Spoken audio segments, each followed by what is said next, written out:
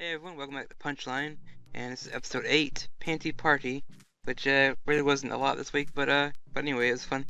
We'll go to our top 3 moments, and I have Skyline with me. Hello, everyone. Yep, and so I'm gonna jump right into mine with number 3. My superpowers activate, you just gotta give me 5 minutes, which was Yuta in his superhero suit, kind of confronting the, I guess, first time that guy kind of kidnaps the bear, and he's basically fighting him. He's like, "Wait, don't run, don't leave me. I gotta give me 5 minutes, and I'll challenge you again." And he just, runs in and gets sees a little some panties, and then runs back out there.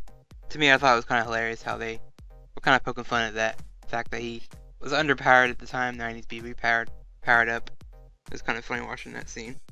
Now, to be fair, that was 20 seconds, not 5 minutes. Yeah, 20 seconds. So yeah, yes. And he was as good as his word. He knew exactly where he had to go at that specific time. Which good memory on your part, Yuta, for knowing exactly where a mildly unconscious android girl was. Yeah, pretty much. Nice. That kind of reminds me of there's this tabletop RPG I was involved in at one point, and as a limitation, you could because if you buy limitations in a game, you can kind of like buy up powers and stuff like that. And one of the limitations they had is like it takes time to activate. And I remember being online asking one of the game developers, I said, did seriously anyone ever take this during the playtesting phase? Because I can't think of any single reason why during a combat-heavy game anyone would want to take that limitation. I would say that would be a cough poke at Seraph because they did the same thing this week with the magic pills. They work, but you gotta wait a few minutes. But there's this and that and this and that, all these like things you gotta wait for. So, but You know, yeah, I for me it's like, for me back in like Dragon Ball Z days, you had a move like this for Goku, which was it gave him temporary, increase all his abilities for like 5 minutes. But when they fight, it looks longer than that because it's a whole episode. It was yeah. like 20 minutes of him doing that. So it's like, yeah, it really didn't feel like that. But I guess if you take that apart, you can take anything apart really. But uh, but yeah, it was kind of silly like you were saying that. You have to wait 20 seconds.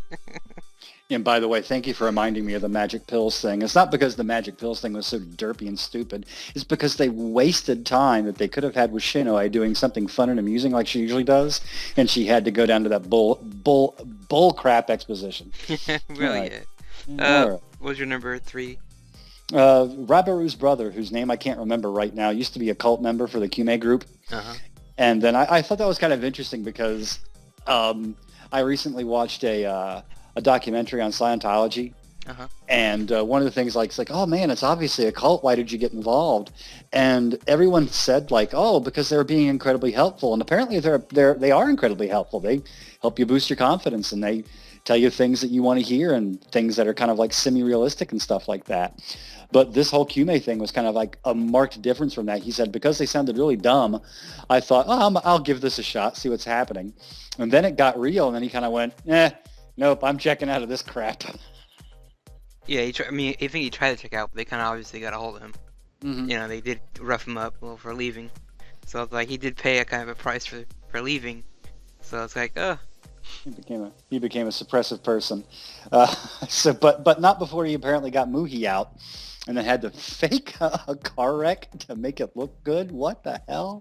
I just thought that was a really weird part of the plot. I'm like, just free the bear. That's what you got to do, right? You don't have to drive your car into a tree or a Right. guard or whatever. But with me, I'm starting to realize more and more as I watch. Lately I've been getting a lot of like Marvel comics, watching like reviewers talk about them, and I'm starting to piece together that this is a lot like a Marvel superhero, almost a comic book, that you have all these weird things that pop up that make no sense whatsoever, but it's part of the plot, such as him, faking his death, which I've seen in a lot of comic books. People do that, and some heroes try to fake their death, so you forget about them, and they I magically appear next 2 days, 3 days later. So it's like, Okay, I was about to say I've been catching up with the Marvel comics lately too, and I can't see anything like that. Well, I mean, a lot of it's just how it's being presented is just very. hmm Even the stuff that you mentioned about a team being formed sometime later on in the future, with the girl's grandpa. But yeah, it's kind of funny.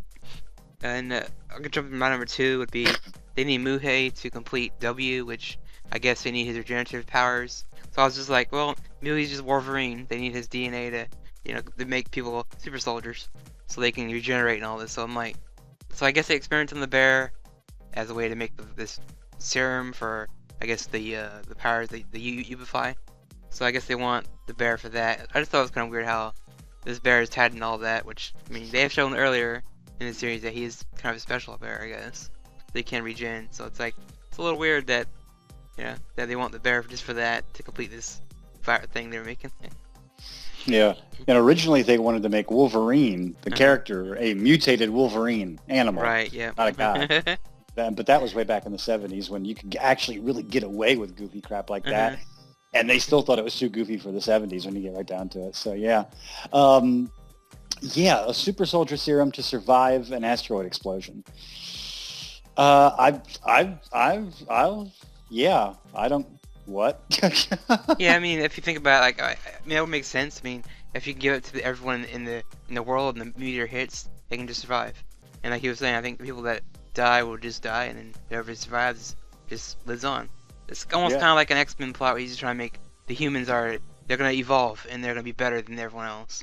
So I was like, maybe the chosen group would be the ones that survive, which is like what you saying about the cult that Kume group is all about, I guess. Evolution and all that, which we've probably seen in a lot of different stories, not just comic books, but a lot of different other stories. Yeah, that kind of leads me to another point that evolve or Kume will kill you. Pretty much. Their plot kind of reminds me of a movie I recently saw called Kingsman: Secret Service, and that was a really, really good movie. Speaking of a comic booky, that was written by Mark Millar, who does a lot of Marvel comics too. Right. But for humanity to survive, lots of people have to die, but just the normal. The upper crust, the people that can evolve and be better are the ones that will survive. Because I was thinking like Magneto in the last X-Men movie, the third one, that he was like about that too, about the people that with these powers should be the ones rolling over the ones that don't.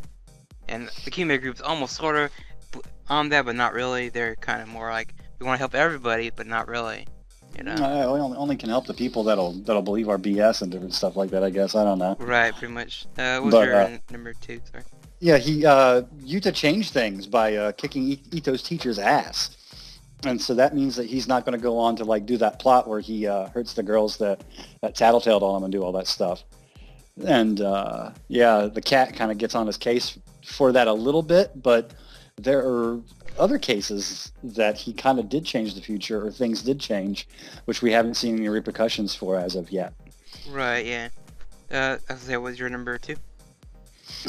That was more or less number 2 when you get right down to it. Okay, yeah, right. So we can jump on yours. Yeah, I would say I agree on that one. My number 1, I guess, would be the Christmas party. I guess it was just nice seeing all the 5 of them kind of just together, kind of enjoying each other's company without worrying, oh, the world's ending. So it was just nice seeing her. I guess a different change of pace. Just seeing them kind of hanging out, acting like themselves. And the karaoke part was pretty funny. They got Yuta up there singing about, want to touch your buns. And the girls singing backup for him was pretty funny.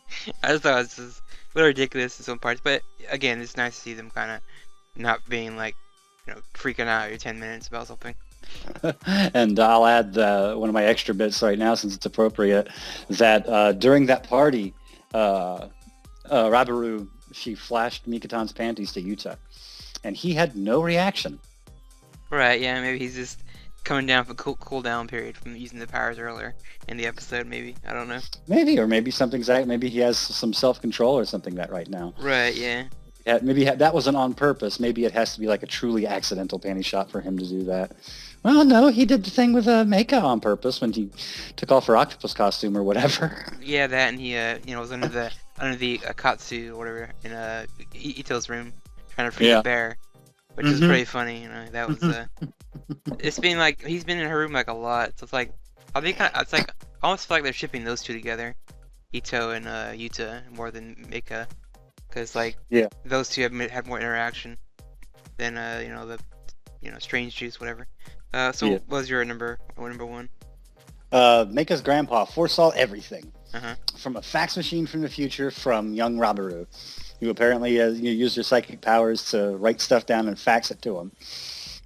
Right, I guess she maybe saw a vision of the future and was like, oh, I gotta get this down, entered this little... and fax it to somebody. Right, yeah. I mean, that's a callback to, like, I think episode 2 or 3, but my goodness, for them to bring it back up again, it was just... Yeah. And she keeps it in the fridge. I mean, this show just keeps on being random for the sake of being random at It's times. like this magic box. No, it's a fax machine. But Ah. he also learned about the five heroes of justice because Panjira is apparently Buddhist Sanskrit or something like that for five. So there has Mhm. to be five heroes of justice, and that means someone has to fill in the ranks. So basically, she's building the Avengers right now.